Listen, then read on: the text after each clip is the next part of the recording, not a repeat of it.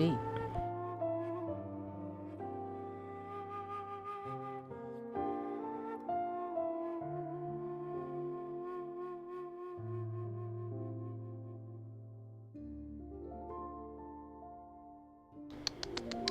What's up guys? Welcome sa ating video na naman. Another story na naman. Okay lang. We love Dehya. So, you know, Dehya number one.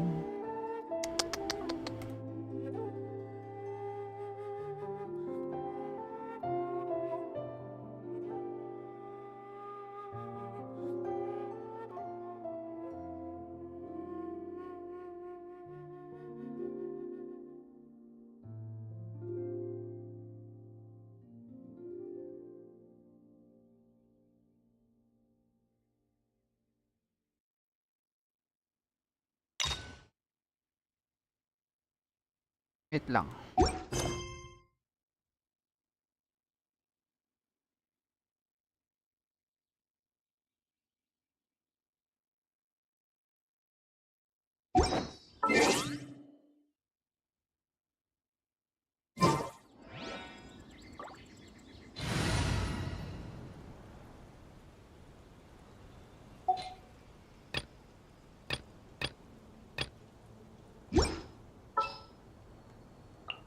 Time to get down to business.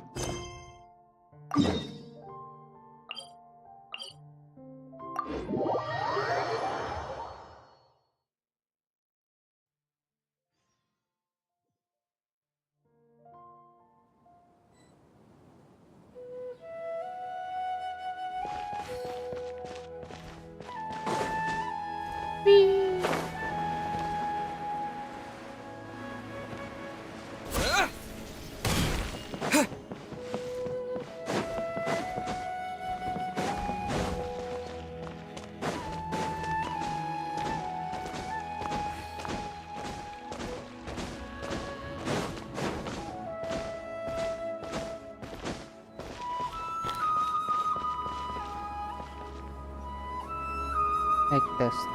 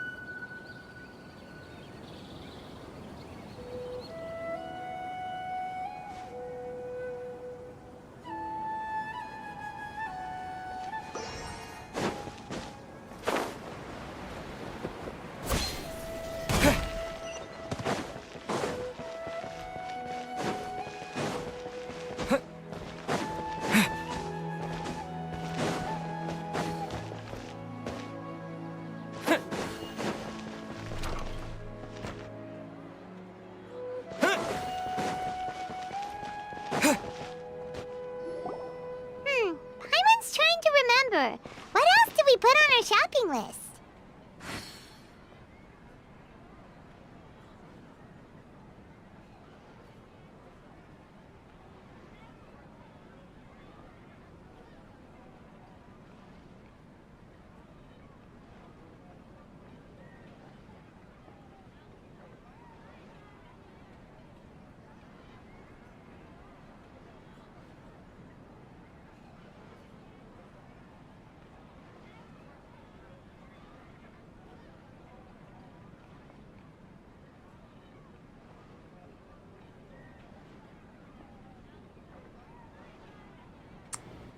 Yo, wait lang.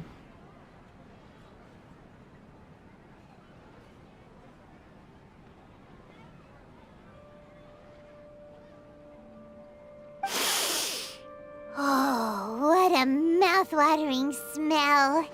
Paimon would know the aroma of biryani anywhere. Let's go get some.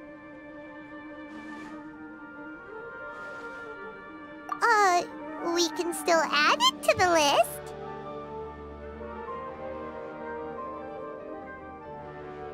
Well, if it isn't the Traveler and Paimon.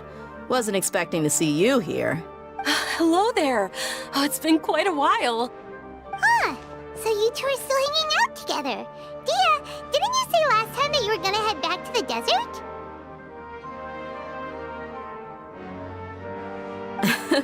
I said I was going to resign from being her bodyguard, not that our friendship was over. We're still the best of friends.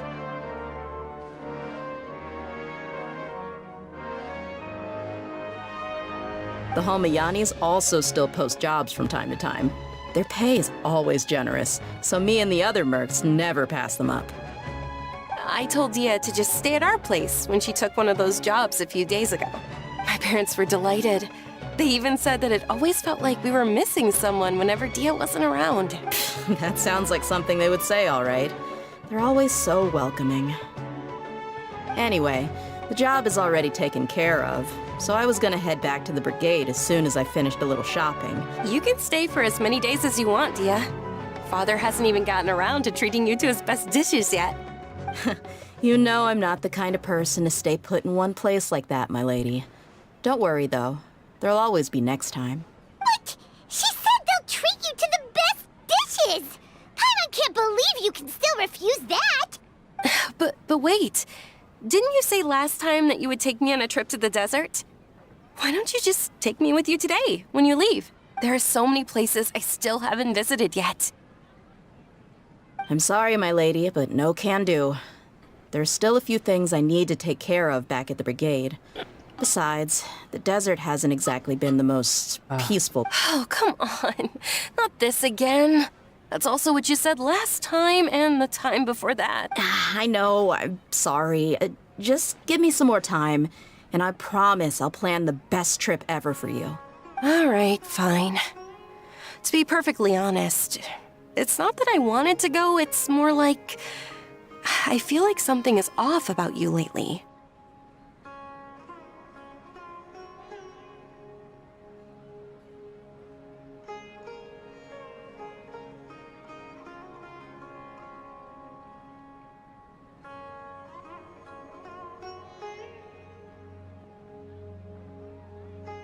Ever since you first set foot on the estate a few days ago, you've been acting anxious and even paranoid.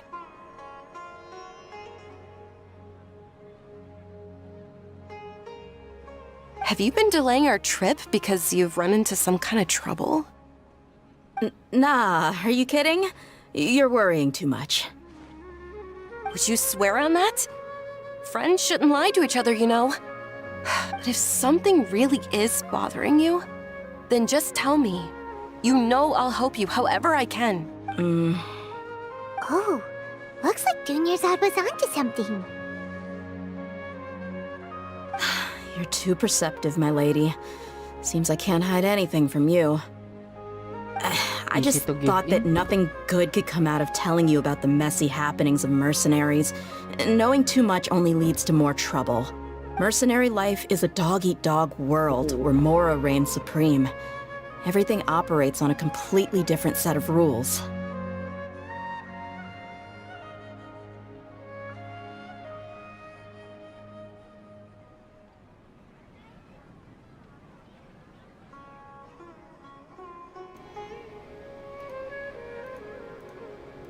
That doesn't change anything about what I just said, though. We're still friends, and I can only support you if I understand what's bothering you. My lady, you're not gonna stop until you drag it out of me, are ya? All right, I'll share what I know. Let's go somewhere else first. This isn't exactly the best place for a discussion. Okay. Okay, let's talk here. Just try not to draw any extra attention.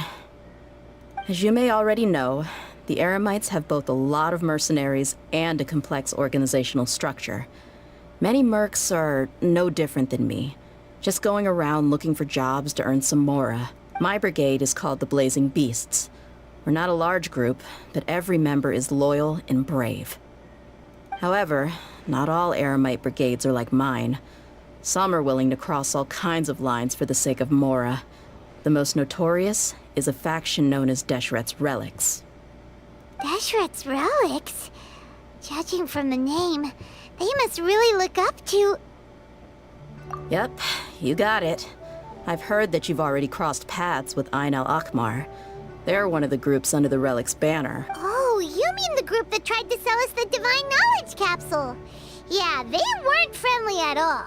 Deshret's Relics is composed of many smaller brigades like Ain al-Akmar. The Relic's headquarters issues orders to all brigades under his control.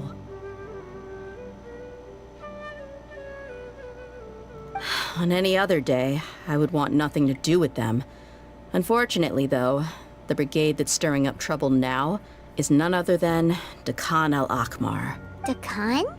I think it means beard or something. Believe me, it's a really stupid name.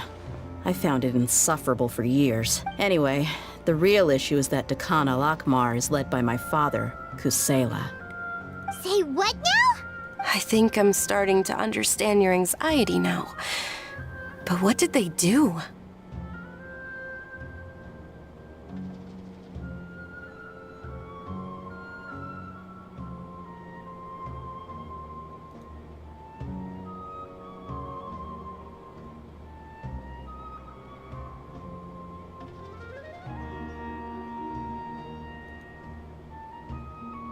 I won't go into details, my lady, but they've been involved in a lot of violent incidents.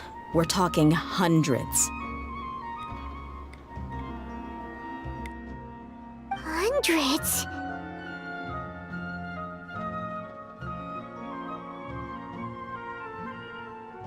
Yep. The scenes tend to be quite gruesome, too. They strip the victims of all their valuables before murdering them.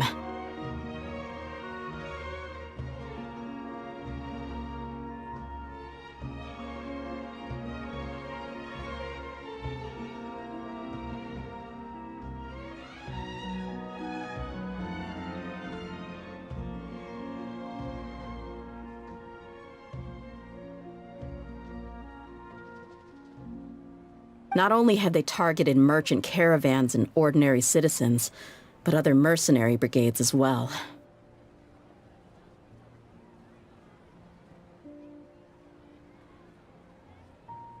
That's beyond terrible. They won't even spare their own kind. I don't know how Deshret's Relic sees it. All I do know is that Dakan al-Akmar has become more and more aggressive over the last few years. If I don't do something about them, then even my brigade or the people of Aru village could become their next target. I just wish I knew what's driven him to do this. Yeah. How can your father do such terrible things? I don't know. People change. He's always been pretty pathetic. But at least in the past, there were still a few lines that he wouldn't cross. That's setting the bar pretty low.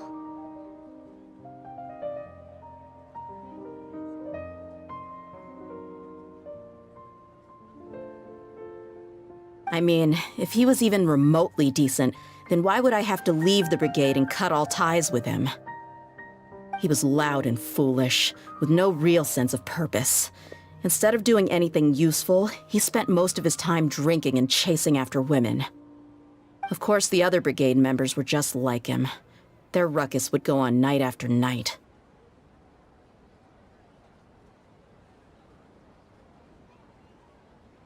Sounds like a nightmare. What about your mother? Did she ever step in to stop them?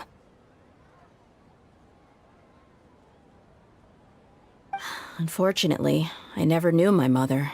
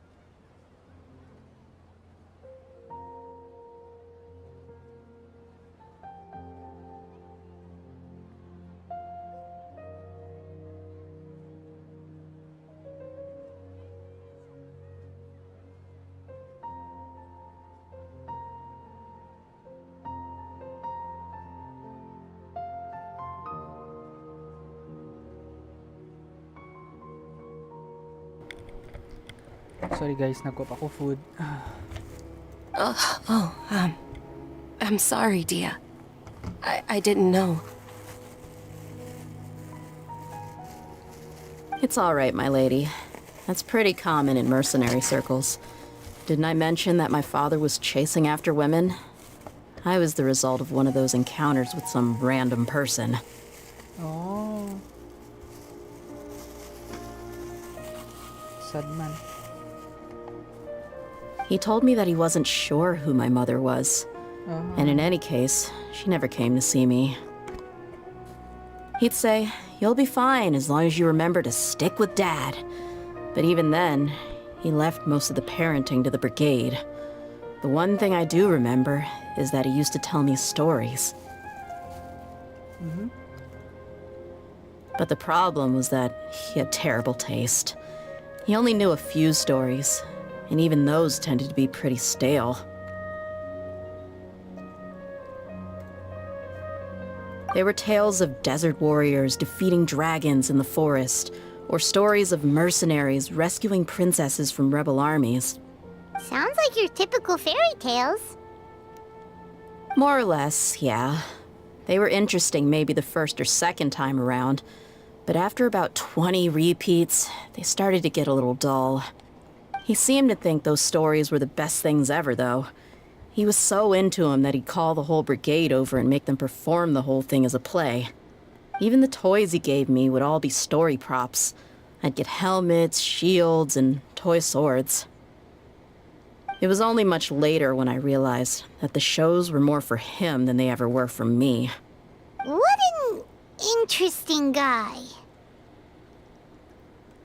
Yeah, I've always found him pretty childish, but that was something I could just shrug off. I had no reason to despise him. Until I grew up and learned the true face of Deshret's relics for myself. Looting, blackmail, violence, and fraud. They not only accepted such heinous acts, they would even openly boast about them. No one in the brigade was any kind of hero. Instead, my father and his cronies were more like the bad guys that needed to be taken down. Did they really think that as long as they didn't do any of that stuff right in front of me, I would never know? I think I can understand your feelings. The difference between perception and reality must have hit hard. Yeah, but don't worry, my lady. It's all water under the bridge to me now. I had a huge argument with my father and left that place behind for good. I'm not investigating them due to any bitter feelings I still have towards my father. I just want to protect those that are close to me.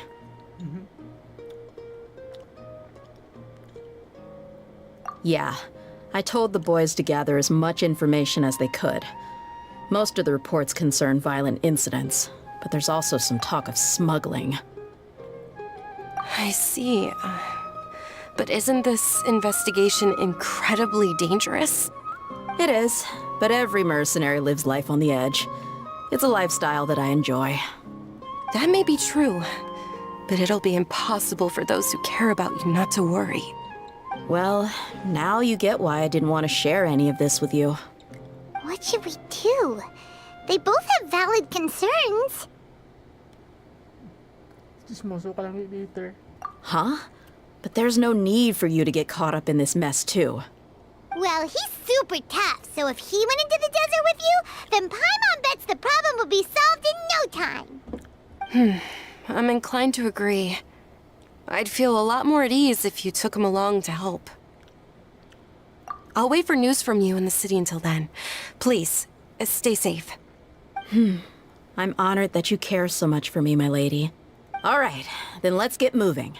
Our first stop will be Caravan Rebot, where we can catch up a bit with my fellow mercs. Okay. Ano man. May Sunday pero abikula. Abikula kutsara.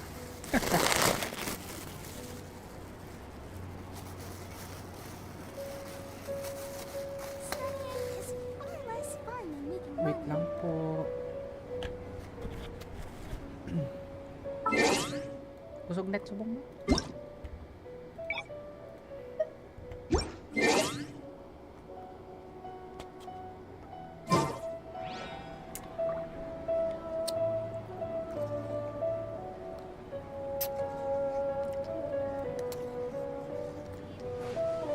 Hey,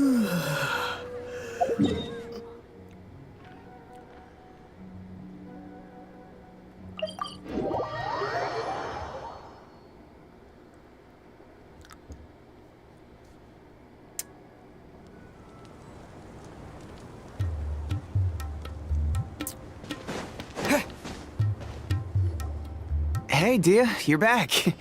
Are these two friends of yours?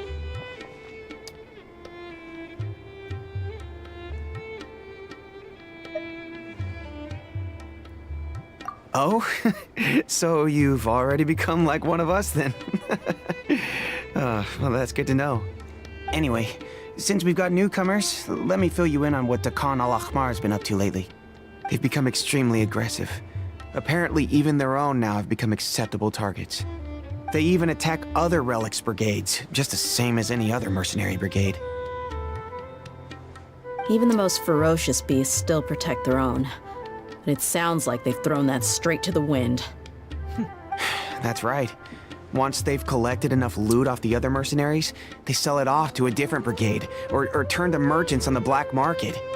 A portion of their profits is immediately exchanged for more food and weaponry to be used in their next violent operation.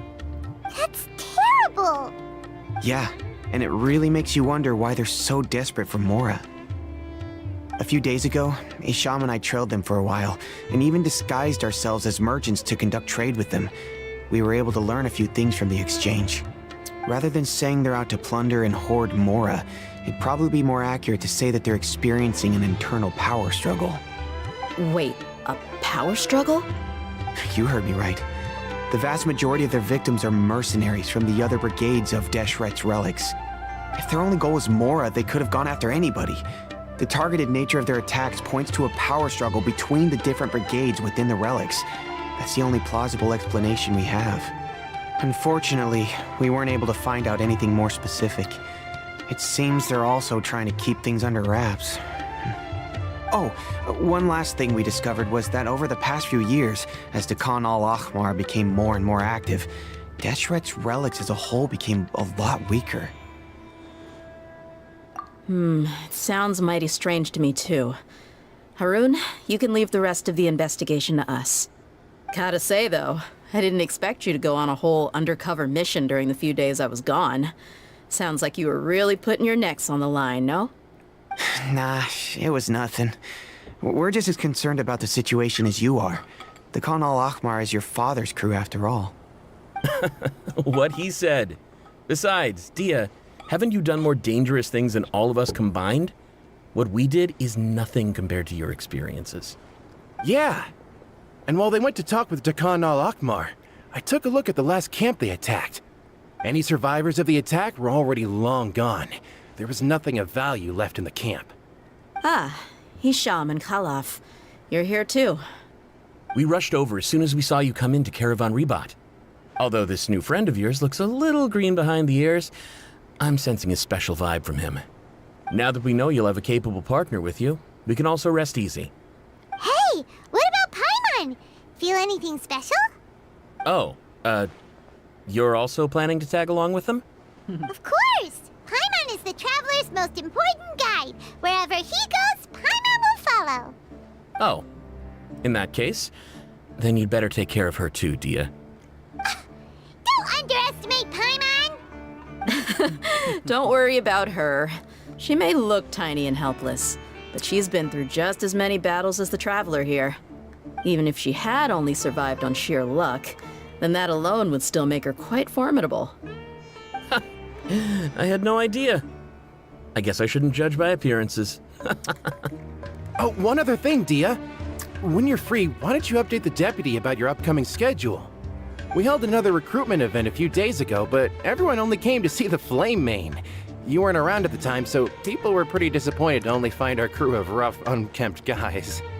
The deputy put a lot of effort into the event, but it was basically for nothing. Only a few people chose to stay, and that really got to him. Sorry to hear that. I'll be sure to bring him some great liquor next time. I left in a hurry and I couldn't make it back in time for the event. Gotta admit, I can understand their disappointment though. You're our brigade's main selling point after all. Now, if only the deputy could figure out a way to bring a few more smoking hot members into our ranks. Keep dreaming. Remember the last time I invited a couple gals into the brigade? You all just froze up with your mouths gaping like a bunch of scarecrows. The awkward silence and weird expressions left quite the impression on them. They were originally interested in joining us, but after that, they both told me they were too uncomfortable to stick around. Hey, didn't we agree to never bring that up again? Huh? Wait, are you serious? Why have I never heard about this? I don't think you were part of the brigade yet. Are you kidding me? I missed a once-in-a-lifetime moment like that and you weren't even gonna tell me? All right. We can tell you about it later. Now's not the time. Hey, don't you try to change the subject. You and Hisham get your butts over here and tell me everything right now. Are they always like this? More or less. There aren't many rules or graces when it comes to mercenaries. We're used to just speaking our minds. If someone starts getting under your skin, you just yell right back at them. And if that doesn't put an end to it, and you just challenge them to a fight. But we also don't tend to take many things too seriously. Being direct and getting it all out of your system as soon as things come up is better than keeping everything bottled up, never talking about it. That's also why I never spare their feelings when I talk to them. If I want to laugh, I'll laugh. If I'm angry, then I'll unload on them. It's hard to stop once you get used to it. Though, I can never do that when I'm with the Homayanis. Hey, knuckleheads! Can you at least tell me the rest of the intel before you go back to your bickering? Yeah, you hear her, Holof? Told you we gotta focus on the investigation first. I drew up a map. Right here is the spot. There you'll find the merchant caravan responsible for getting rid of Dekhan al-Akhmar's looted goods. All you gotta do is wait and ambush them in the evening. They'll have no idea what hit them. Perfect. Thanks for that. Be sure to pass my regards to everyone else in the brigade as well. Will do. You stay safe,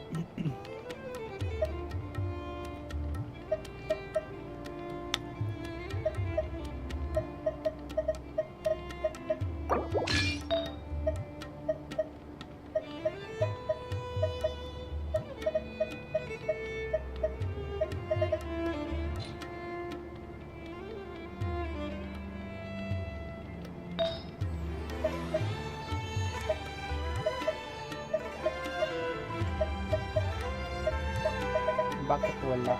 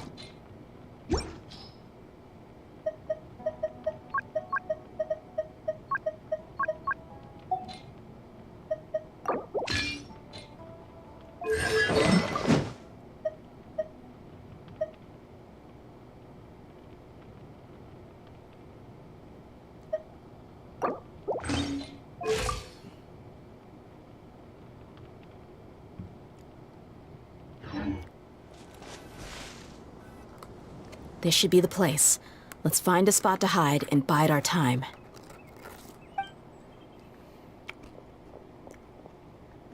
It's gonna come down to a fight one way or another, so let's all be careful. No need to worry. He knows his way around a fight. I'm not worried about that. What I meant is that we probably shouldn't go too hard on the enemy. After all, we still need to get information out of them.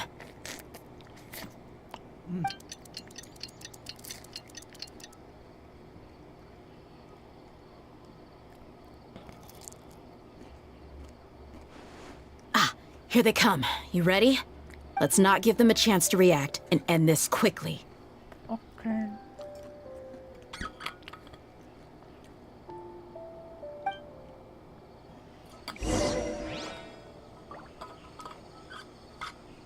Ay, yate.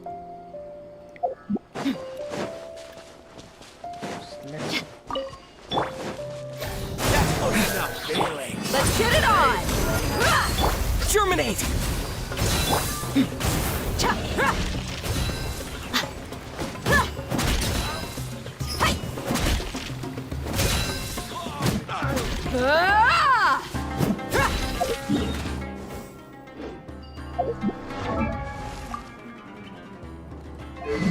Kawan ba?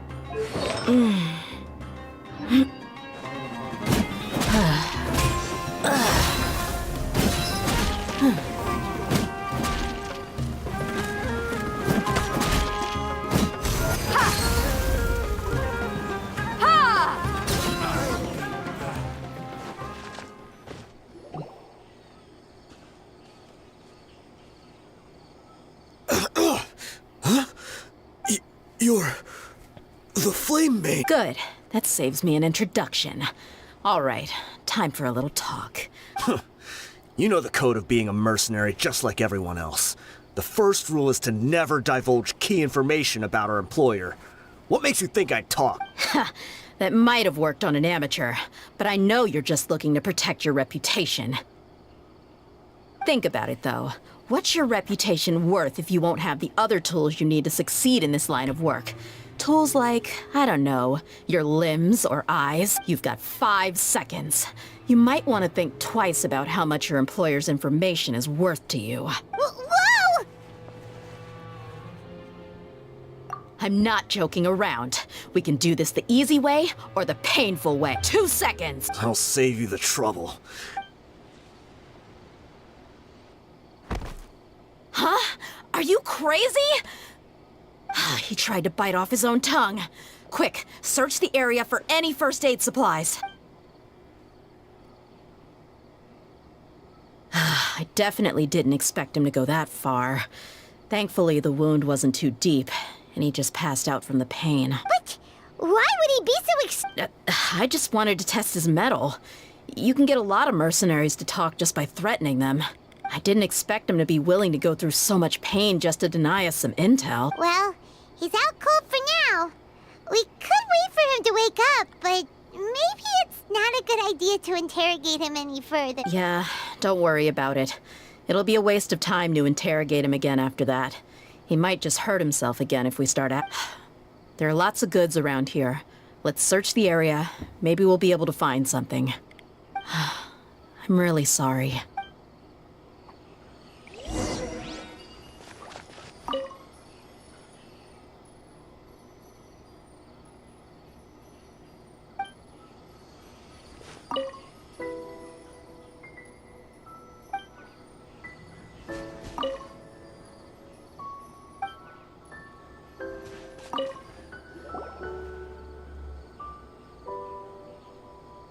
We found a piece of paper with a bunch of names on it. Maybe it's a record of something. Let me take a look. If this really is a merchant caravan, they should have a record of their transactions. Yep. I see an entry for Dakana Lakmar right here. Kusela, Idrisi, Bashar, and Takriti. All familiar names. Dakana Lakmar has been trading for a hefty supply of food, weapons, and medicine. It seems that in the past, they used to receive some canned knowledge as well. This caravan is just one link in their logistics chain. Once in the rainforest, the caravan will exchange the looted goods for Mora, and the funds will then be passed to a specific person. That person will then pack the caravan full of necessary goods, which will then be brought right back to Dakan al-Akmar. Wait, why is there no Mora value recorded for the final transaction? No value? Yeah. Every transaction before the last one was marked with an exact amount of Mora, but the final one, where they paid for everything to be brought back to the desert, was simply marked as delivered. Perhaps. But they couldn't have known how much they would make off selling the loot. Do they not care about profit margins at all? Anyway, the next part's the records of the goods themselves. There are a lot of entries. Everything was probably sourced from the rainforest. Huh? What's wrong? Shahzaman Homayani? Homayani? You mean Dunyarzad's family? Could it just be another family with the... I'd be surprised to find someone with the exact same first and last name. Shahzaman Homayani is Dunyarzad's father, and the head of the Homayani family. Just what the heck is going on here? I'm sorry, you're right. I'll consider what we found and not jump to conclusions just yet. But what this piece of paper confirms is that the Homayani family has been providing goods to Dakan al-Akmar. What if the Homayanis have been kept in the dark and don't know they've been trading with Dakan al-Akmar? That's a possibility. But if that was the case, why is this caravan specifically named Shahzaman as their person of contact? They could have just as easily bought goods such as food and medicine directly from Caravan Ribat or Port Ormos. Yeah, funding violence and looting. The brigade gets the goods, and he is paid the proceeds from the sale of the loot. But why would he do something like this? It's not like the Homayanis are in need of money. I honestly have no idea. I've been to their estate many times, and I've never noticed anything suspicious. The only potentially large expenditure I could think of would be the treatment costs for Dunyarzad's Elazar. Maybe they borrowed a lot of Mora in the past, but that's still just a speculation. I don't think the master would stoop so low to make Mora. You're probably right. I know my lady's personality, and she wouldn't deliberately keep something like this from us. But what should we do now? All we found is just... If you ask me, we already have no choice but to confront her about this. I'm not worried. It's too early to make a verdict yet. Let's go find my lady again.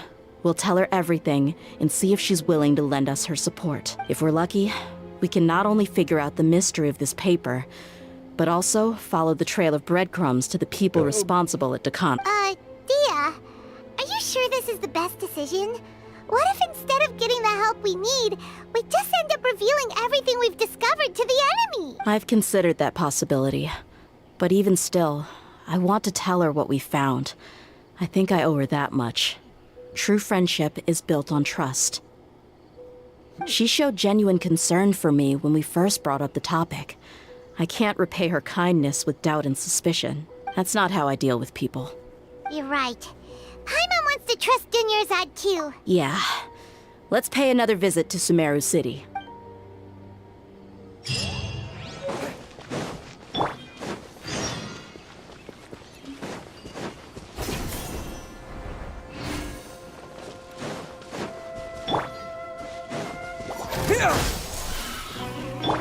Look alive!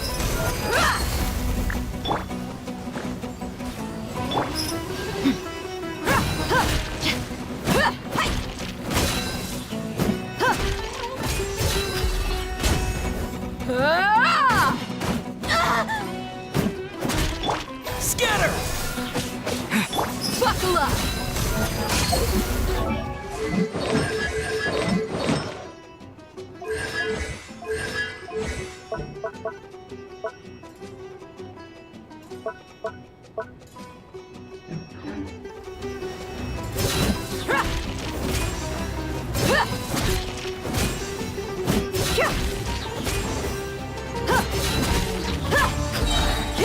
You're dead meat!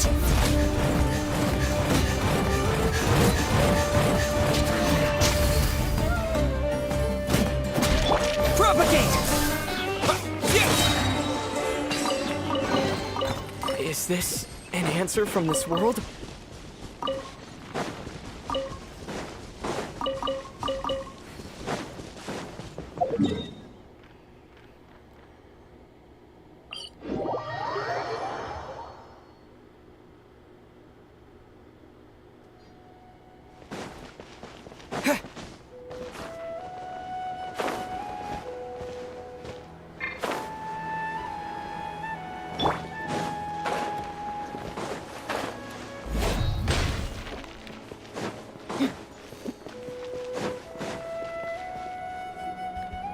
we're back, my lady. Oh, you're back a lot sooner than I expected. You mustn't have run into any trouble then. Well, how did it go? Actually, we're still investigating. It's just... I see. The clues you found have led you back here, in the city? something like that. Yeah. You all look a little dispirited.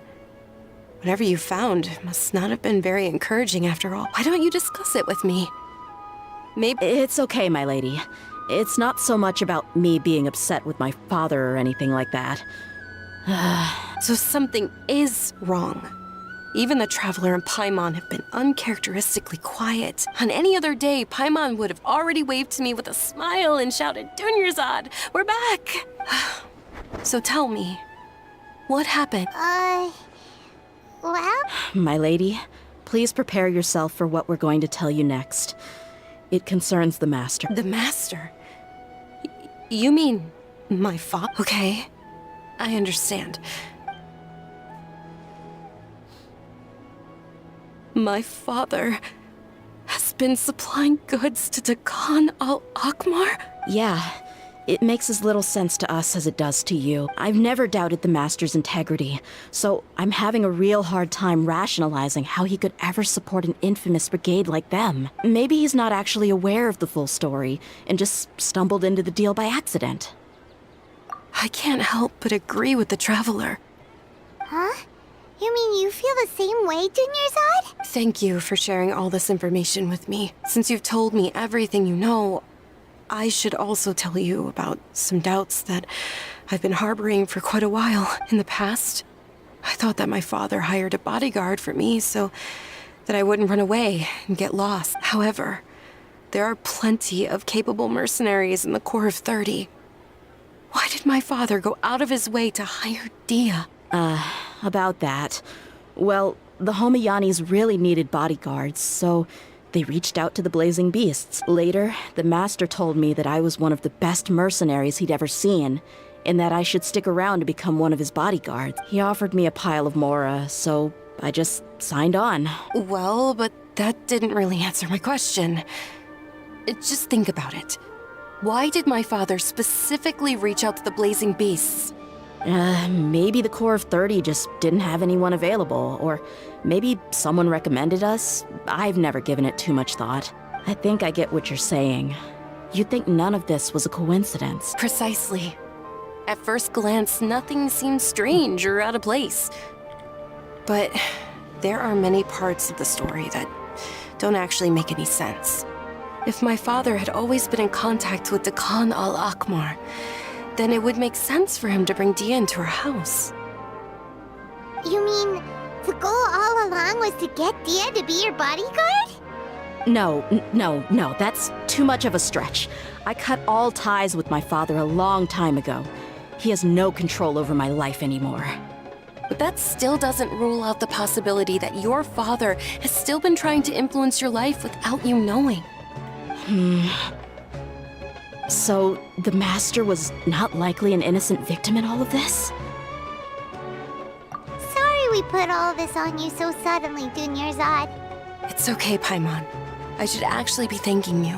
Regardless of his reasons, if my father has truly been funding a violent group of mercenaries, then it's my duty to bring him back to reason.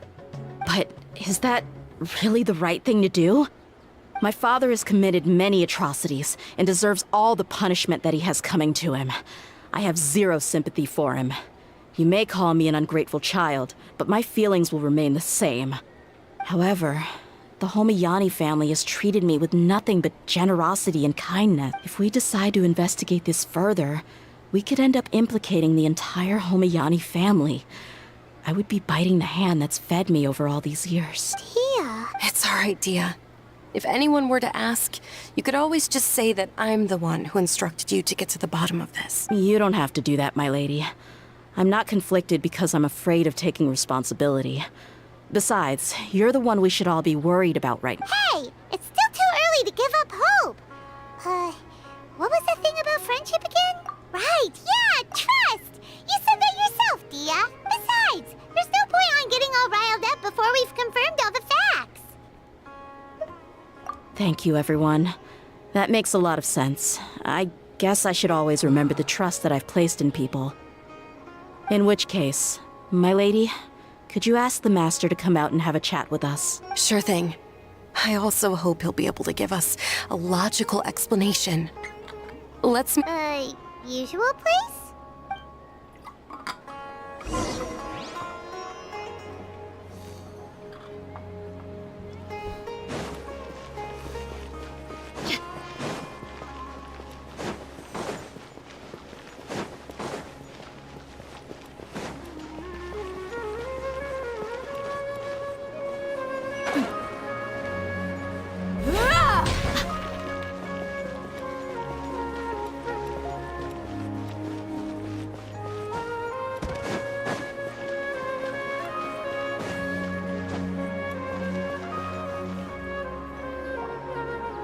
Thank you for coming, sir. Please allow me to introduce these two. This is the Traveler, and next to him is his travel companion, Paimon. Yes, my daughter has mentioned them from time to time. It's a privilege to finally meet them in person. But we may skip all the pleasantries for now. What is the important matter you wish to discuss with me? Well, we wanted to bring this transaction record to your attention. There's something on this record that we're all pretty curious about. So, that's what you found? Huh. Seems like I can't keep everything from you much longer. If you wouldn't mind, we'd like an explanation. Well, it's a long and difficult story. And to be perfectly honest, I'm not sure if I'm doing the right thing. What I do know, though, Dehya, is that the truth will bring you no solace. If anything, it will likely cause you a great amount of anguish. Wait, me? Yes. I understand perfectly why you came to see me.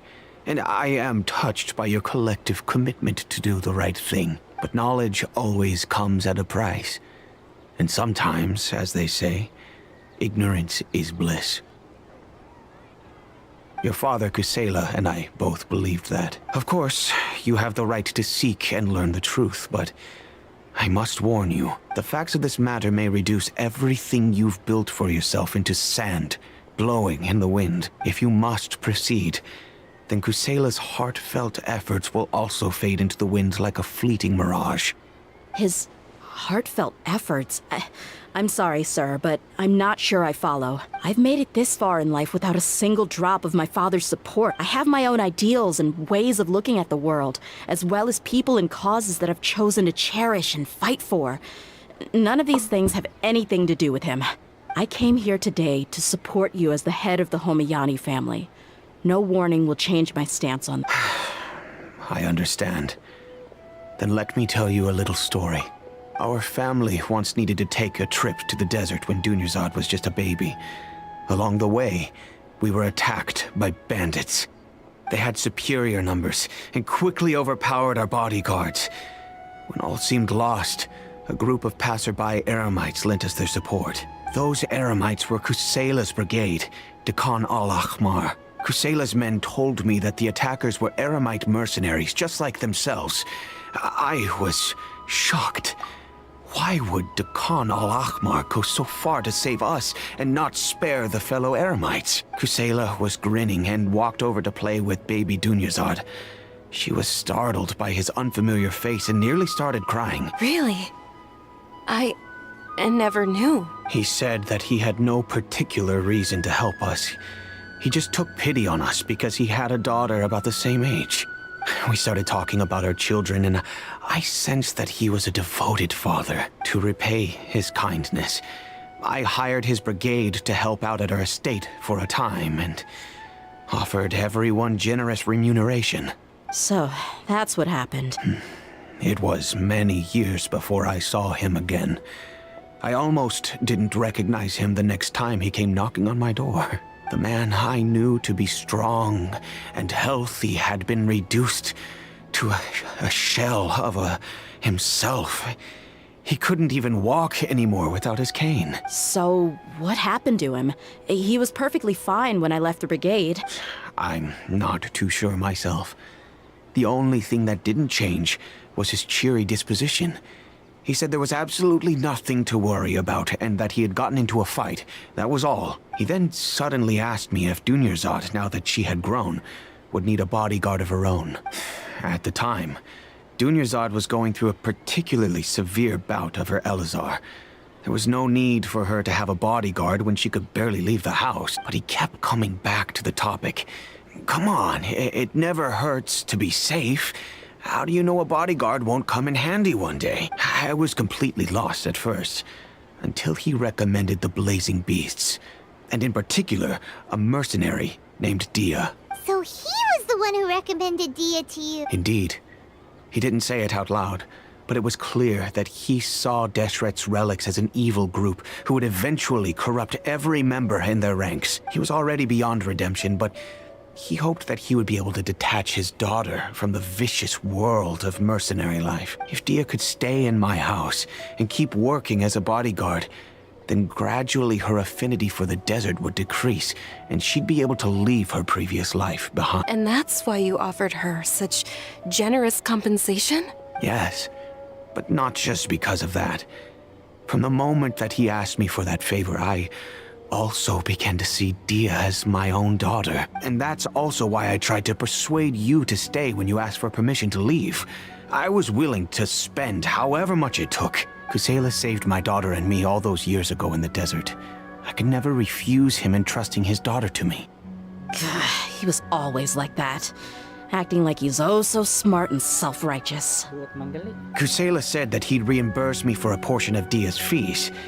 I refused to take any mora from him, but he'd always send me funds anyway. Eventually, I just accepted them as a token of his gratitude.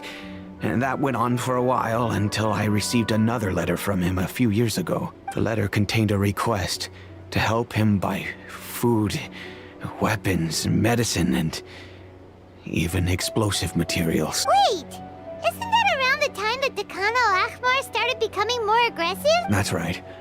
When I started to hear some nasty rumors, I became... But by then, he was no longer receptive to my requests to talk. If I had to guess, it's probably because he doesn't want to put Dehya at risk. That thought occurred to me as well. I figured that he probably came to me for help because he had nobody else to turn to. After some deliberation, I decided to send him some food and medicine. I turned down all his requests for explosives and weaponry. I am aware that even such a reduced gesture of support could lead to others coming to harm, but I could not simply reject his plea for help. In the end, it probably was the wrong decision. I plugged my ears to the rumors and just chose a solution that made me feel least guilty about myself. If you can, please tell me where he is now. None of the things he's doing right now make any sense if he's just trying to keep me from getting tangled up in his world. If all he wants to do is steer clear of me, then maybe he shouldn't have brought me into this world in the first place. Oh no. Dehya, please don't feel that way. I'm just angry because I can't wrap my head around any of his actions. Another way? I don't know. I knew him, and he was nothing more than a childish brute. I can't understand what's going through his head, but I guess you do have a point. We haven't uncovered the whole truth yet. We still need to figure out his exact actions and reasoning for these last few years. I'll do my best to help. Of course, anything between the two of you would need to be resolved between you and him alone. I don't know Kusela's exact whereabouts. Outside of supplying his brigade with some goods, I tried my best to avoid getting involved any further with him. However, there's a man on the list named Jawed. He used to be a mercenary in the desert and is now a member of the Corps of 30. He's responsible for supplying weapons and liaising with the Dekan al-Ahmar's merchant caravan. I think he should know Kusela's whereabouts. I've heard that he likes to have a few drinks alone and enjoy the cool wind at night outside the tavern. Maybe you'll be able to find him there. Understood. Thank you, sir. Then I guess this is bye for now, unless... I'll stay and be with my father here. To be honest, I'm still a little dazed and haven't finished processing everything quite yet. My father has indeed done something wrong, but if I think about it, I'm also not sure if there was a right way to handle this problem. I feel like Our only course of action is to turn everything we know over to the Core of 30 and let them render judgment. Yes. I am prepared to accept whatever verdict they choose. It's time to face my mistakes.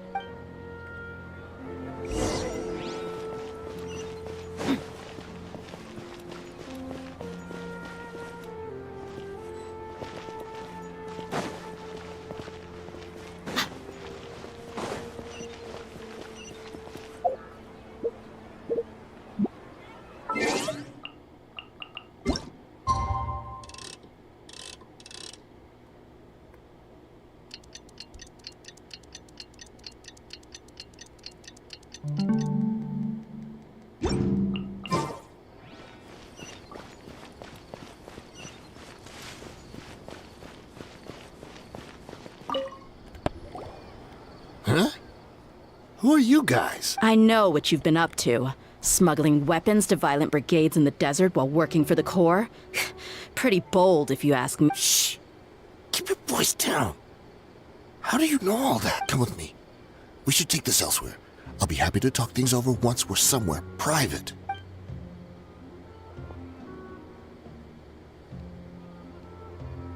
This place should do. All right. Back to my question. Don't worry about that for now. You know what kind of punishment you'll face once we report you to the Corps, I assume. Wait. There's no need to jump the gun. Let's talk this out. What are your terms? So what's in it for you anyway, Mora? Well, I was a little tight on money at the time, and Kusela took good care of me in the past. I weighed it in my mind, and I couldn't find a reason to turn the opportunity down. I wouldn't only be helping my benefactor, but I could also make some quick Mora. Let me tell you how it is. We're investigating Dakan al-Akmar, and we're gonna put an end to their operation. If you provide some help for us, then we might just put in a good word later to reduce the terms of your punishment. Hey, why don't we discuss this a little first? Listen, I made quite a bit of Mora from my last run. Just give me a number, and I'm sure we can... Shut it. My patience is running out. You should know when a mercenary is after something other than money. All right, sheesh. But you gotta promise you'll put in some nice words for me later. They're always on the move. Here's the spot they were at the last time I made my delivery to the desert. Feel free to go have a look. I'm just telling you though, it's not on me if they're not there anymore. Sure. And then you can forget about any nice words from us. Hey, come on. Now you're just being unreasonable. Really? And how do I know you're not leading us straight into a trap? Don't forget, you're the one with no bargaining chip. All right, I get it. Why don't you go take a look, and if they're not there anymore, I'll try to figure out something else for y'all. Now that's more like it. Let's move. And as for you, try to stick around the city until we get back. You don't want us to call the folks from the Corps and have them drag you back to the city. Don't worry. I'm not going anywhere. Don't worry, not going anywhere. Desert na naman. Ay, wala pa gitna. Pagaling ko talaga. Stay close. No going off on your own. The desert doesn't take prisoners.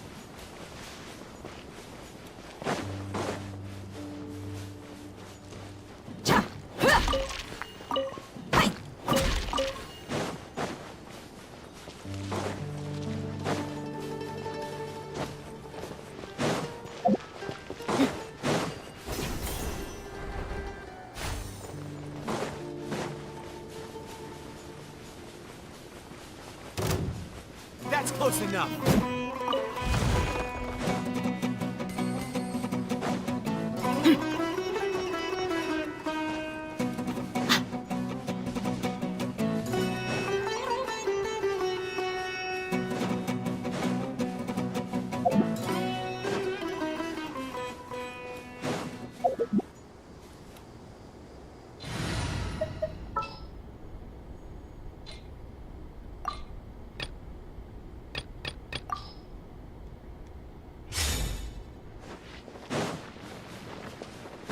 Illusion shattered. Everyone hold hands.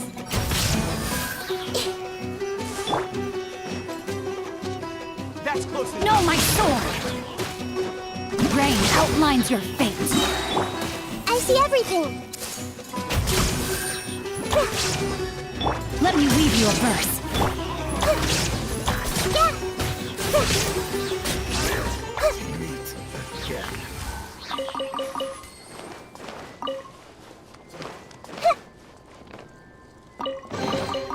Curiosity deserves a reward.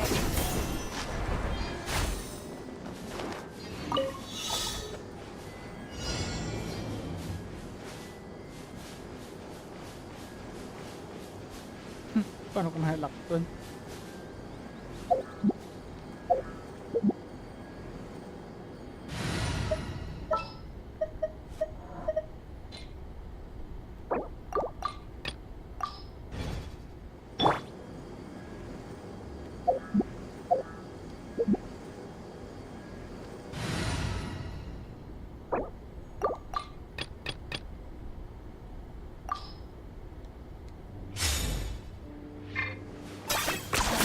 You really are a one-trick pony, you know.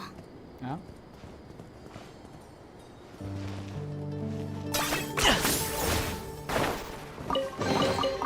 Ugh, worthless pile of garbage. Stop yapping, just take it or leave it.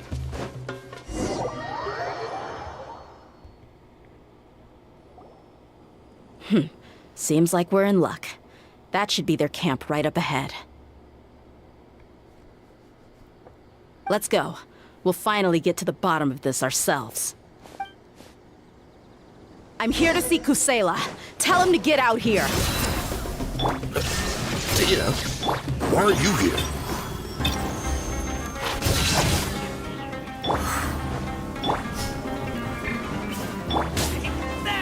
Now you shall perish!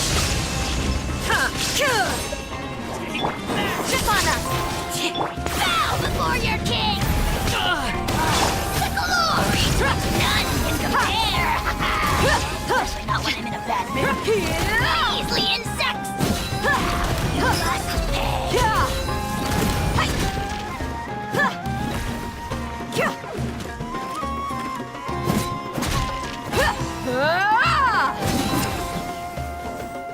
What's alive? Haven't you all done enough? Oh, so are you also here to stop us? Stay out of this. It's got nothing to do with you.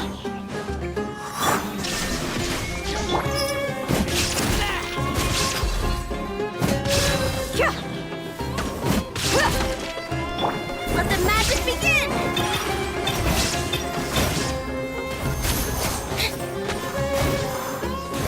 Shine down!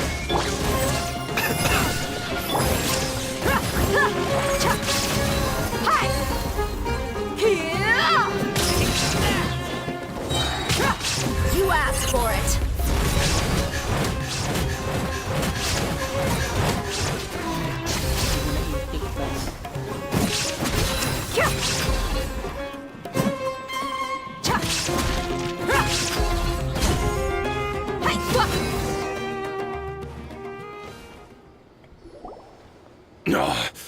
She's so strong. Enough fighting. We all know each other, and I don't want to take things too far. Just bring Kusela to me. There's no use hiding him anymore. Did you understand a single word I just said? Or do I need to bash your skull in some more? All right, everyone, let's all just calm down for a second. Dehya, the boss can't come out and see you anymore. He died a long time ago. What? Seems like you've been out of the loop for a while. Guess that's for the best, though. At least, that's what the old man wanted. When did he die? What happened to him? A few years ago, Kusela broke up Dakan al-Ahmar and went to the Deshret's Relics headquarters by himself. So is that when you guys started acting up? We would prefer to call it taking revenge. Every last person in Deshret's Relics must pay in blood for what they did. Let me start from the beginning. Dehya, do you know how the head of the relics maintained order internally? Overwhelming strength and unquestionable authority? Those were a part of it, yes. But just those on their own weren't enough. They had another tool at their disposal. They called it a person's record, regardless of whether they joined by their own will or were coerced. Every person in Deshret's relics was forced to leave a record of themselves at headquarters, whether it be their deepest sin, some unforgivable act, or their most immoral exploit. The records served both as a symbol of loyalty and the perfect material for blackmail. That's precisely it. Every one of us have a record. Me, Bashar, Tikriti, and all the boys who grew up with Dehya and ended up joining our ranks. But you, Dehya, you were never asked to provide a record, were you? I never even knew this was a requirement. You were probably the only person in all of Deshret's relics who didn't know about it. Ever since you were born, Boss had been trying to shield you from this organization's sinister rules. Not only that, but he also banned all of us from committing any nefarious acts. He said he'd take care of the dues we had to pay regularly to headquarters. But in the end, he was just an ordinary person. What could he do? He was forced to go to headquarters again and again to account for missed dues and incomplete records. He'd come up with all kinds of excuses and get beaten up as a result. We all knew he was doing that for you. He wanted to get you out of this world, no matter what it took. And that's why he became a shell of himself and couldn't walk without a cane. Wait, but that doesn't make any sense. I didn't know about any of this, and I'd never seen him get injured or beaten. Because you were too young at the time. How would you ever tell between wounds from a beating and wounds from battle? When you left home after that final argument with him, he seemed to age by a decade overnight. Even his hair went gray. So even the blazing beasts were... Yep. It was all his doing. Had he not arranged them to come to you, you probably would have been reduced to a pulp before you ever left the desert. A few years ago, Boss said he needed to make another trip to headquarters. He was already pretty weak then, and we all assumed he was going to get beaten again. I suggested that he hand the role of leadership over to me, but he said there was no longer any need, since the Khan al-Ahmar would soon be no more. His words made no sense to me. But that night, we heard that a massive fire tore through headquarters and razed everyone's records to ash. Everyone gained their freedom that night. Many members fled, not just from our ranks, but from the other brigades as well. But how could we leave with a clear conscience? All of us who knew exactly what had happened. The boss can't have just died for nothing. Those heartless jerks at headquarters took him from us. From that point on, the sole purpose of the Khan al-Ahmar became revenge. The big fire that Boss started was quite a blow to headquarters' strength. It's given us the opportunity to launch our attack, even though we're outnumbered. We vowed to see our revenge through to the very end. There were people from headquarters who changed their names and went into hiding. Some fled to other brigades, and others escaped to the rainforest. But we won't let any of them escape our wrath. They'll all pay for what they've done. We've suffered plenty of losses as well. To keep going, we need an enormous amount of supplies. From food and medicine to weaponry and explosives. All we can do is exchange our loot from Mora, and then use that to get supplies. We forged Boss's handwriting and sent out many letters to his former friends. Thankfully, many people were willing to come to our aid. We were also able to attract many mercenaries who shared our goal. We've endured unspeakable pain to win many impossible battles. Deshret's relics have become weaker and weaker, and now we finally have an opportunity to directly strike their headquarters. Paimon doesn't know what to say anymore.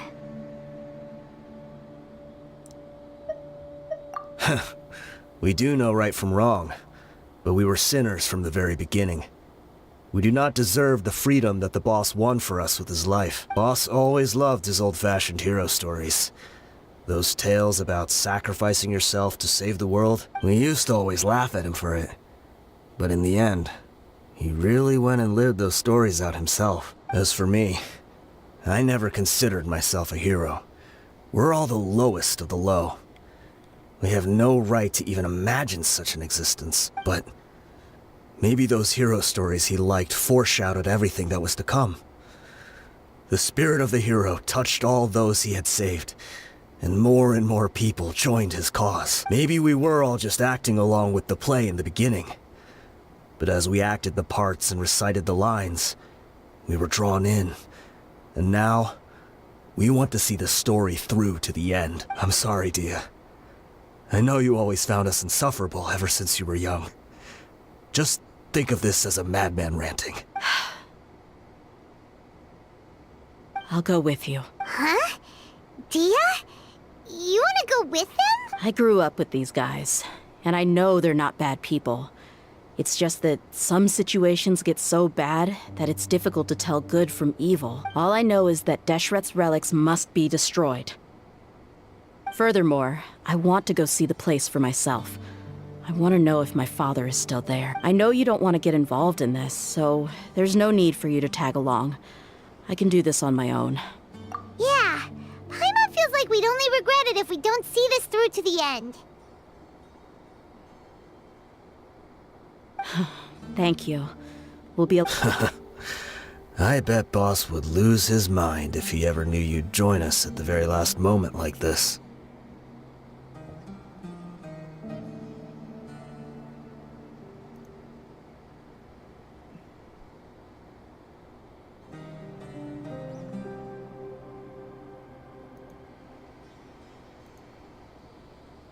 Considering all the losses and injuries we sustained, we can't afford to turn down someone as powerful as you. He can think whatever he wants. But the fact is, I owe him this much.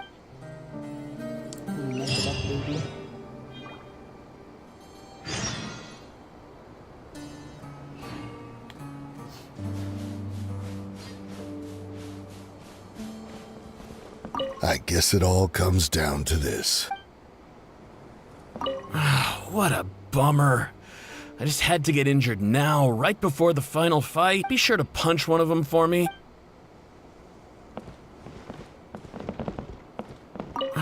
What a bummer. Be sure to punch... Okay, boy.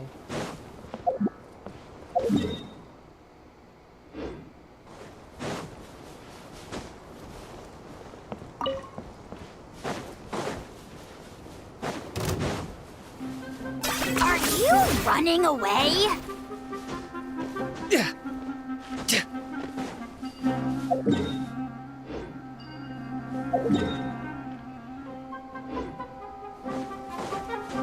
Is this really necessary?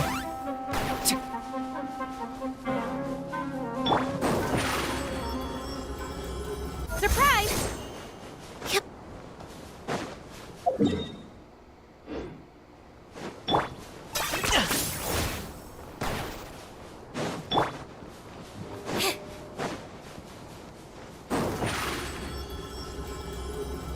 Over here!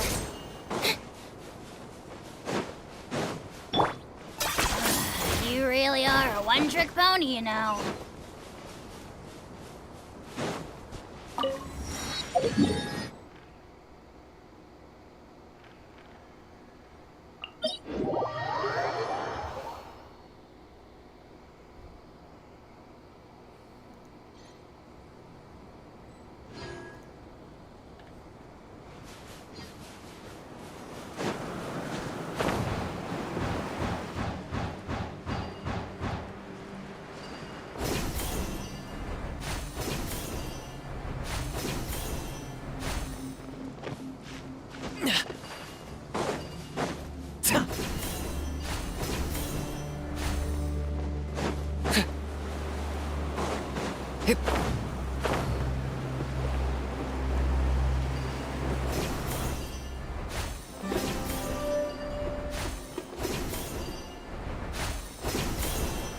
Is this the entrance?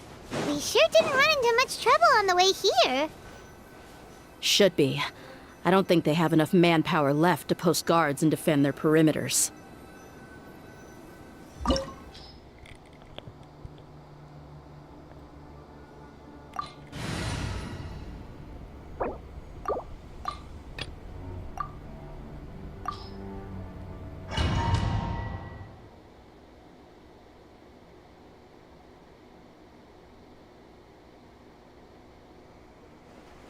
Wow.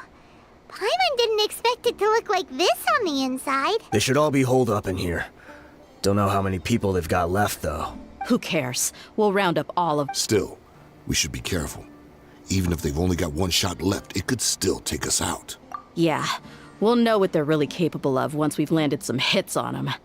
Deshret's relics may have been a force to be reckoned with before, but their name means nothing. Yeah, they don't stand a chance with you here. I'll take the lead. I've been here once before. Okay, the idol.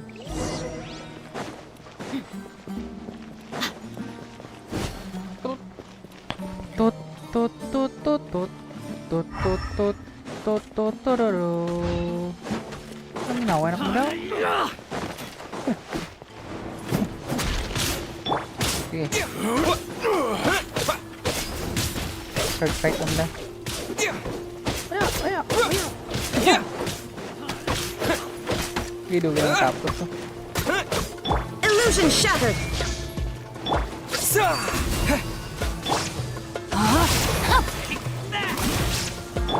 Everyone hold hands. Make yourselves at home.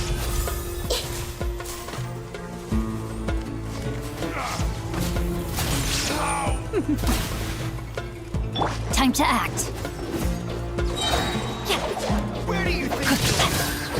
Berhati boy.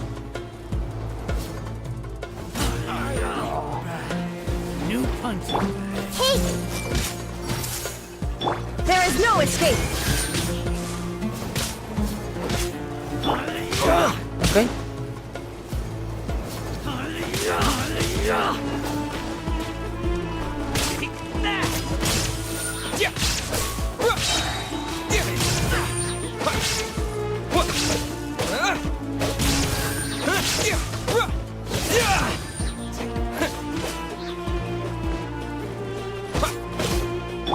I see everything.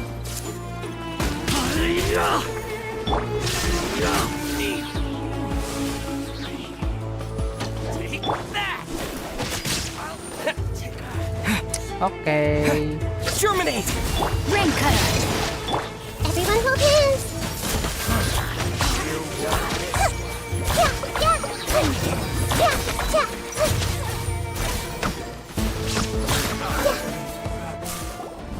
This way, follow me. We're almost there.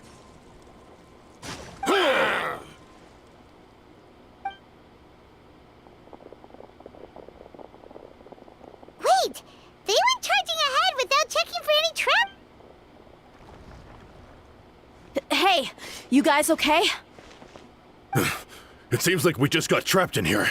Don't think we triggered anything else. Watch out, the enemy's coming from ahead.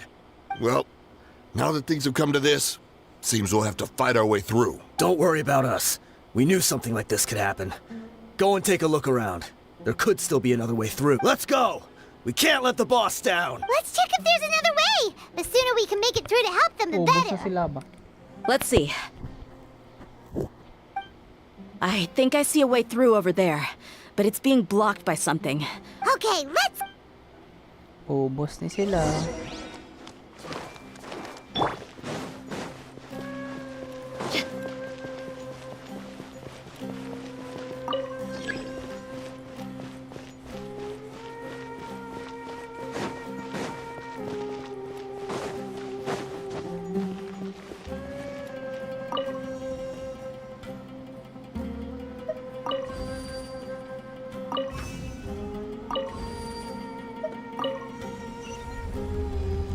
Ito, Frank.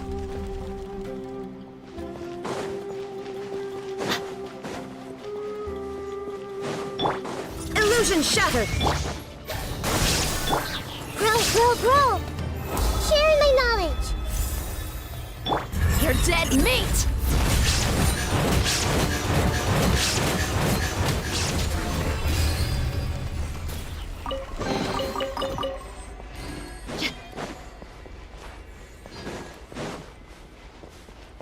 Another mechanism like the one before, but this one's being blocked off in the middle.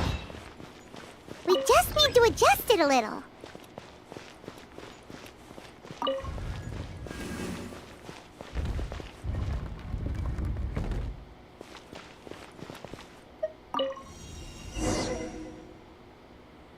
Look alive!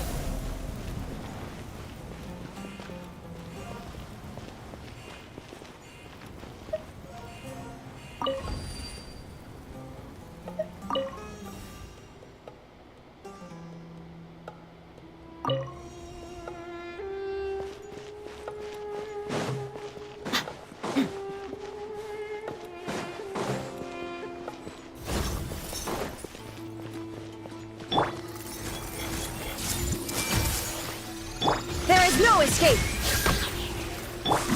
Body and brain outlines your fate. Witness the power of Gugwa.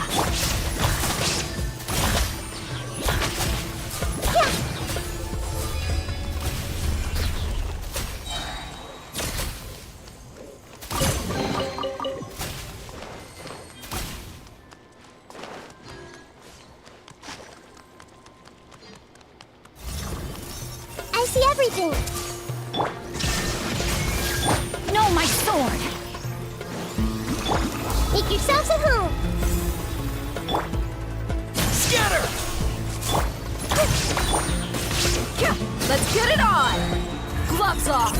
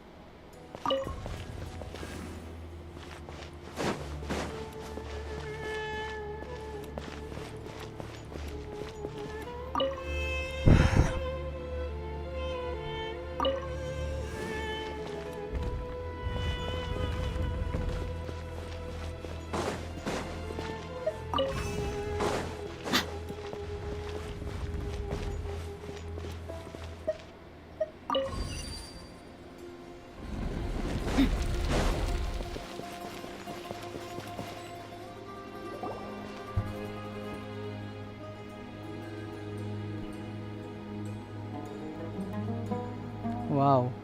A chest. A lock I switch. wasn't expecting anyone to make it through from the other side, but as a desert dweller, I suppose we should be used to our folks defying all expectations. Don't waste your breath. You have nowhere to run. Run? Had I wanted to run, I would have fled 1,000 times already. I witnessed the golden age of Deshret's relics. Even if I could leave this place behind, all that awaits me now are endless days of humiliation and ruin. Even now, my brothers and I still believe in one thing. The greatest should never live to remember their fall. So you want to go out in a blaze of glory. Let us draw our weapons! We will show them the true power King Deshret bestowed upon his followers. They are but two, while we hold within ourselves the entirety of the relic's glory. Okay. Wave 1, charge! Eliminate them!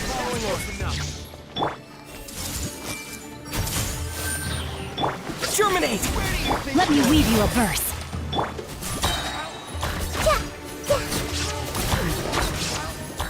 Don't think that you've won. We're just getting started. Temple of Wisdom.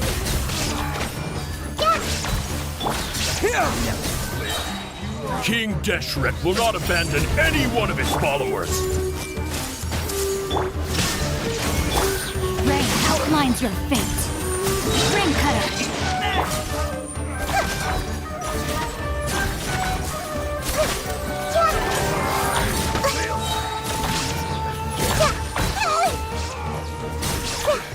Brothers!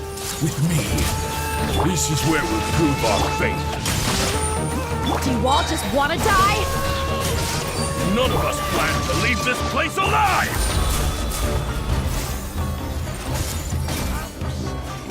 Your sacrifice is ready.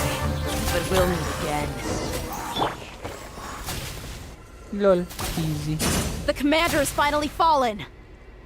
But they're still coming at us! This place is like a gladiator's ring. They just keep coming no matter how many we beat! Yes! Keep fighting! There's no need to fear, and no need to back down! This is our last stand! When the next wave comes, try to draw away their attack. I'm going to see if I can take out that high platform.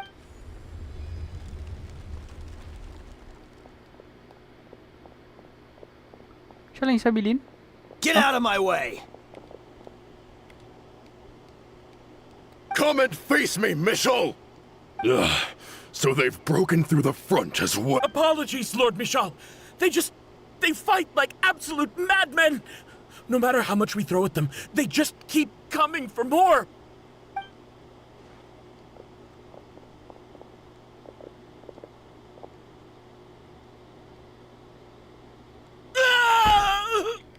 So, it would seem like this is the end. Time to pay for everything you've done, Michel. You think I would give you that I will be buried in the sand, alongside all the rest of our fading glory. Oh no. Hey, wait!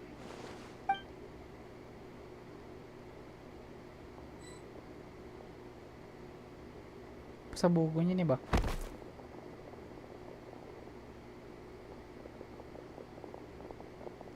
We were too late. It's over. There's no more need to fight. But if you're still going to cling on to your so-called mercenary's pride, then I'll give you all a good beating as well.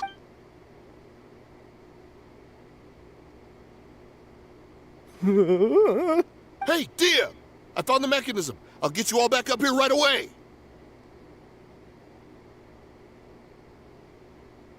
Let's go.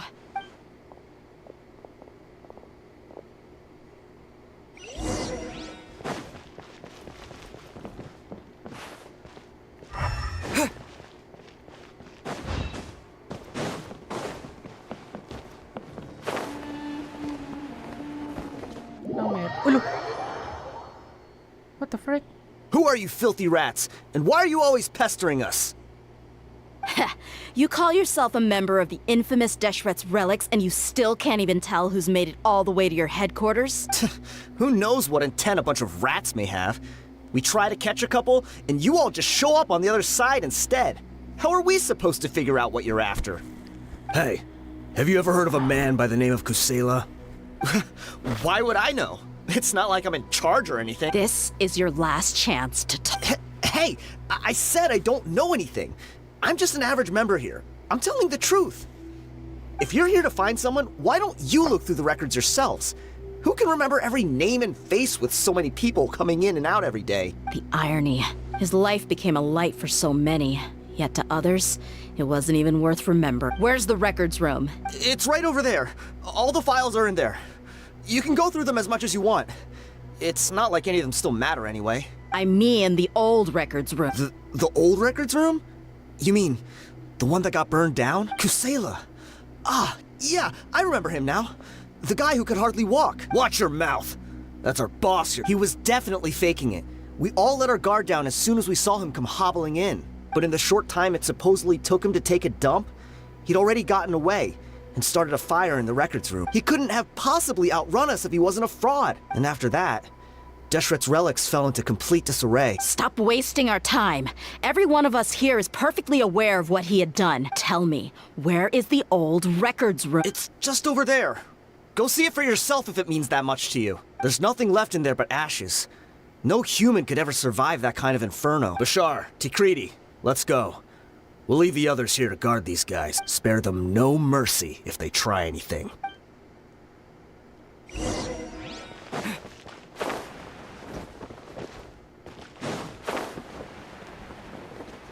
Oh no. Oh.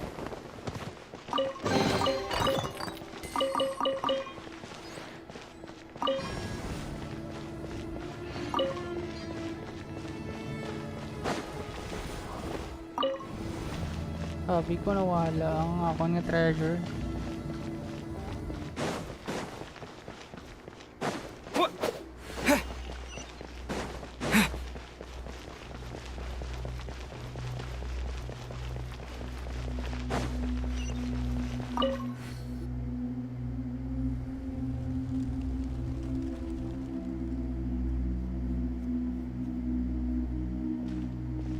So, this was his final destination. How did he do it? Getting past all the guards with a limp and sneaking in here to start a fire? If he was nimble enough to do that, then he must have been able to get out of here after starting the fire, right? Dehya. I'm sorry. I know it's just wishful thinking. Let's look around.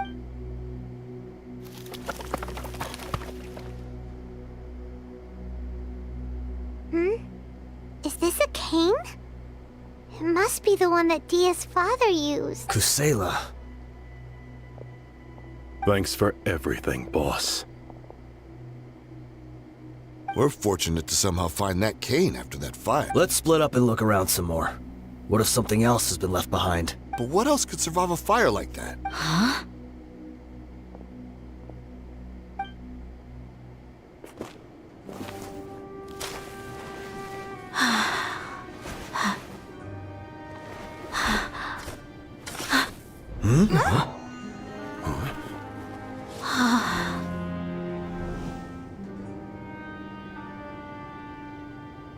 Thought so. Wait! Isn't that the toy sword you played with as a child?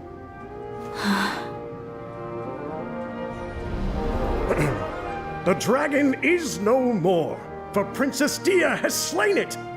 Its head now hangs above the city gates. Kit Her Dehya. bravery has brought eternal I love peace her. and prosperity to us all. Dehya, come on. This is the most important line. You can do it. But Dehya, you defeated the dragon. Everyone's waiting for your speech. Still too shy, huh? All right, I'll do it. I hereby proclaim our victory. Evil shall plague us no more. Yak dia.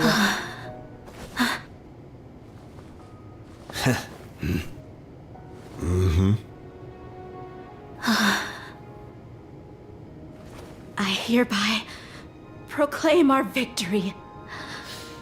Evil shall plague us no more, Dad. Shit, ganda ng story. Also, it was shared on community which finally joined the station name restoring the numbers of really shit good. Then once I know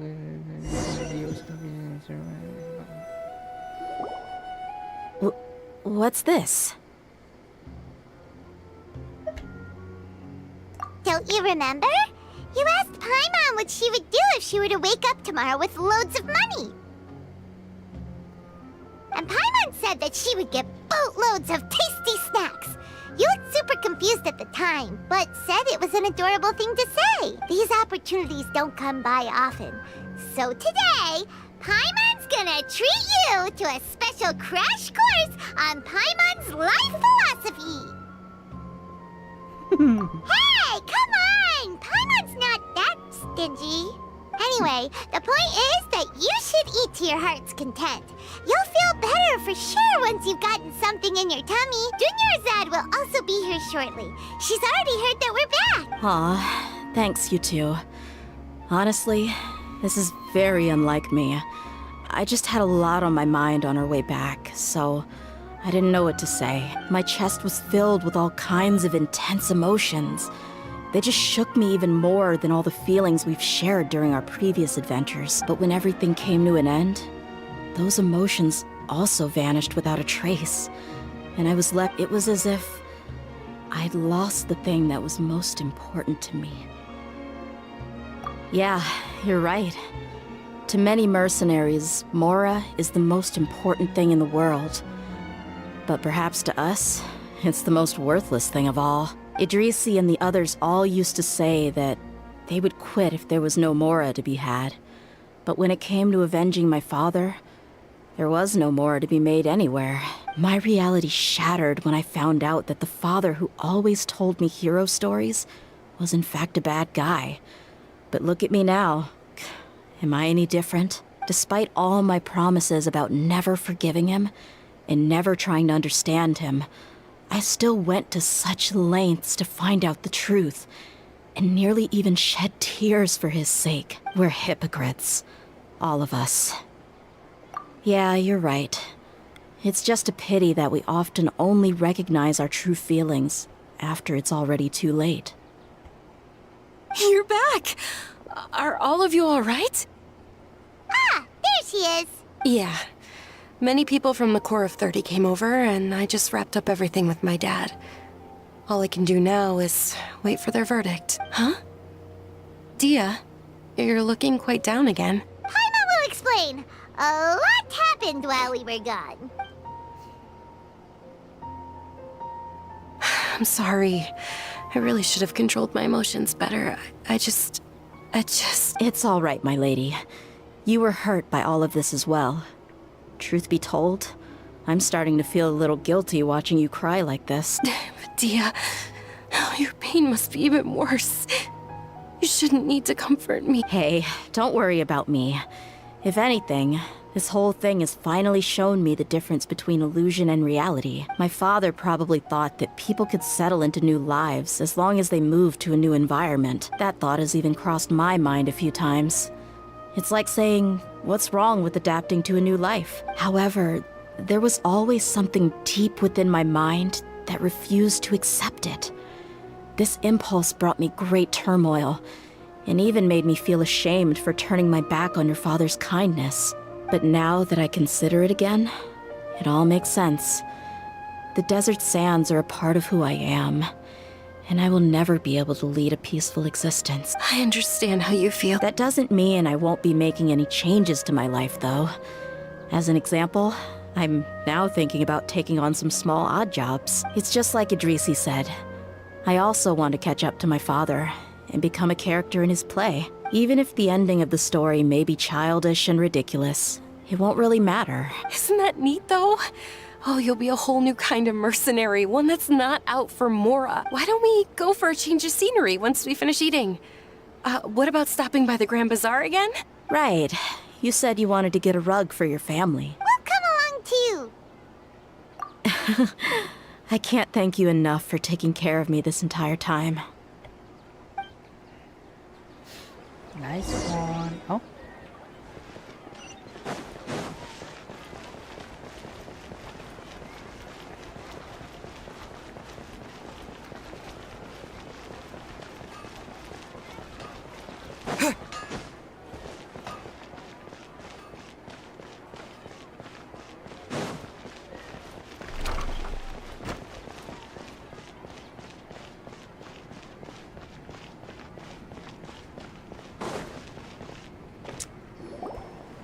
Oh, this rug here is quite something.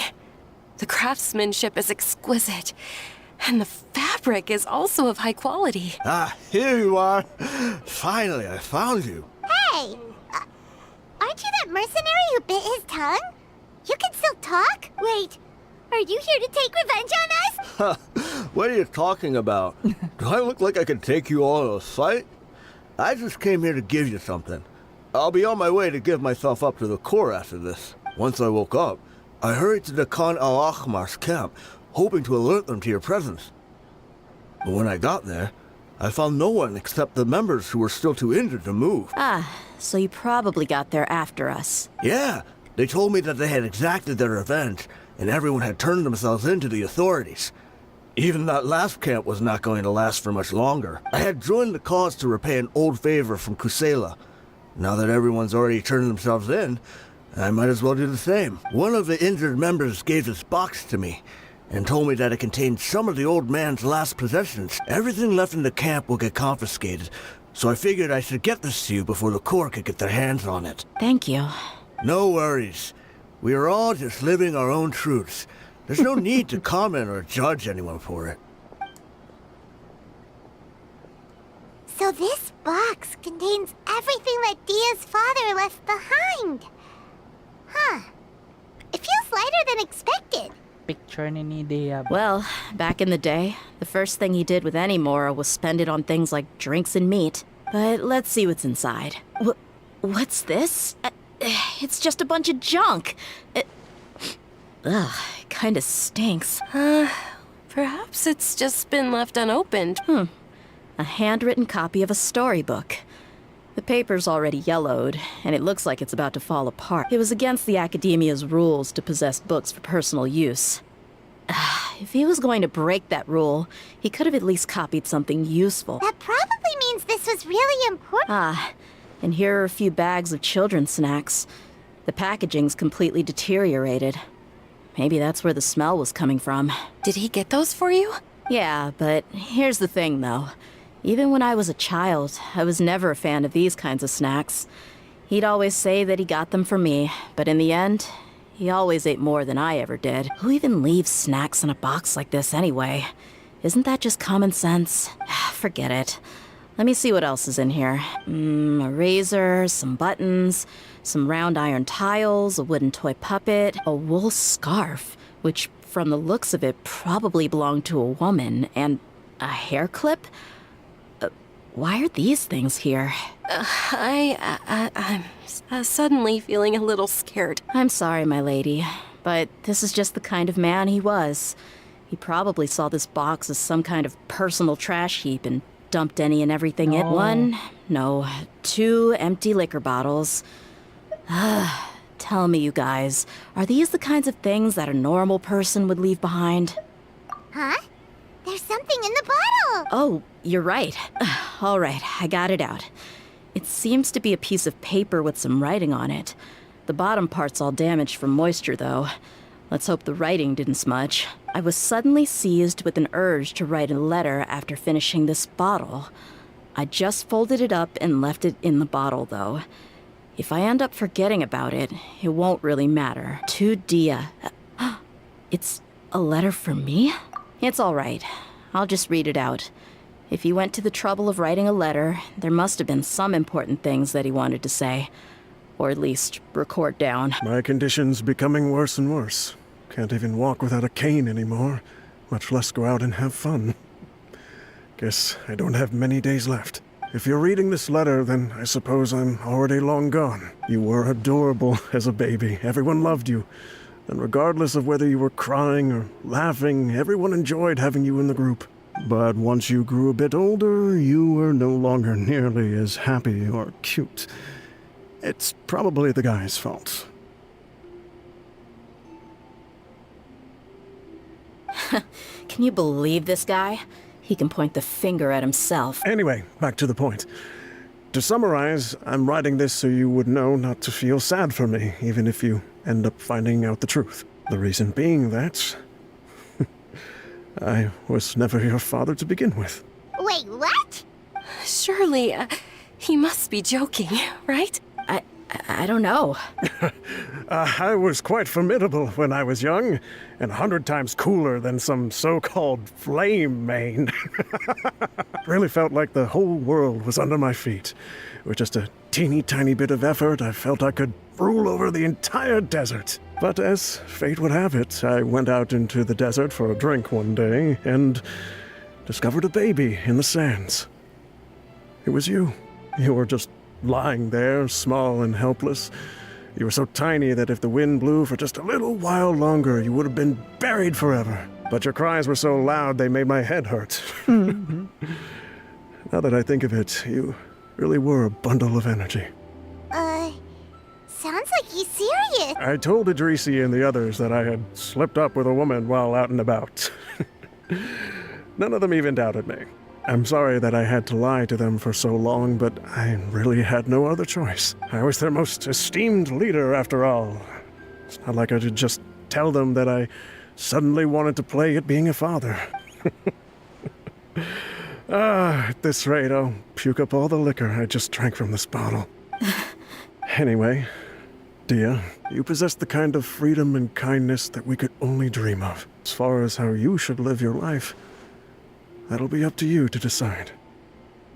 Oh, what a twist of events. That's Putang the ina. end of the letter. Grabe nga self-sacrifice. In the end, he was still thinking of me as a little child. I suppose, or I would have suffocated under the sand a long time ago. He was a good father to you. The fact that he wasn't a blood relative doesn't change that. Yeah. It's just a pity that we had to learn the truth of everything like this. Do you already have some ideas about the decision that he wanted you to make? I do. If he first found me alone in the sands, then I want to try my hand at finding the person who abandoned me. I just have one wish. To tell them a story, that there once existed a childish and foolish jerk with a heart of gold. And that only under his care was I able to grow and mature into the person I am today. If you end up finding any leads, can you share them with us? We go on adventures all the time. Maybe we'll be able to find some information for you. Sure, I appreciate it. I wasn't expecting you to be so enthusiastic. I'll help too. Thank you. All of you. Thank you so much. My life has certainly had its twists and turns, but I've always considered myself lucky. Because no matter where I've gone, I've always been surrounded by incredible kindness. Correct. Ayos.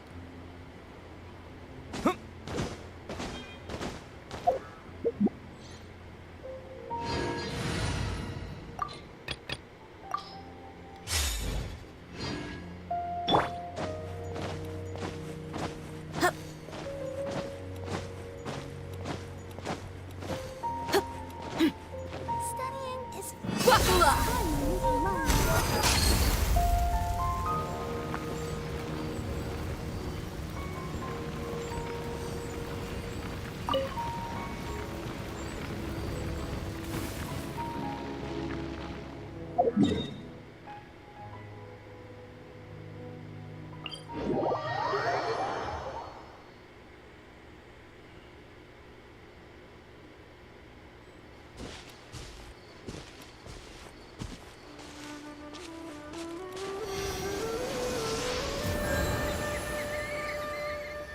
That's it for today's video, guys. See you for the next video.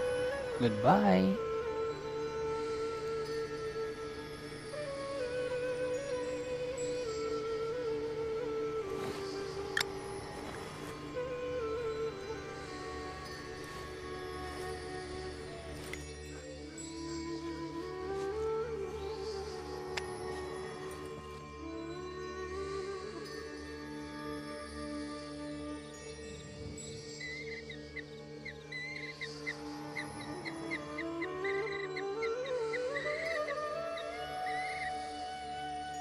The desert's a tough adversary, but at least it doesn't hide anything.